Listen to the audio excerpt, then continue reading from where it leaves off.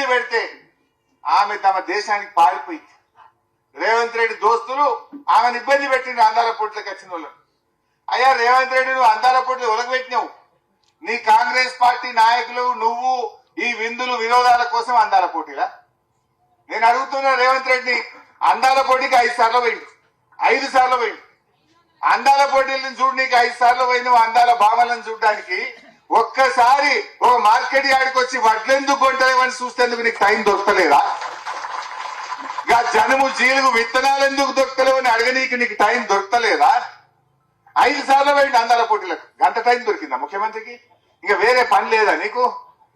నీ దోస్తులు నీ చుట్టుండే కాంగ్రెస్ నాయకులేమో పాపం విదేశాల నుంచి వచ్చిన మహిళల పట్ల అనుచితంగా ప్రవర్తించి ఈ దేశ గౌరవాన్ని ఈ రాష్ట్ర గౌరవాన్ని దెబ్బతీసిండ్రు ఇవాళ ఈ కాంగ్రెస్ పార్టీ నాయకులు. ఆమె మధ్యలోనే పోటీలో నుంచి విరమించుకొని తమ దేశానికి పారిపోయిందంటే అది మనకు చెడ్డ పేరు కాదా? నువ్వు ఏం చేసినావు? మచ్చ తెచ్చినావు ఈ రాష్ట్రానికి.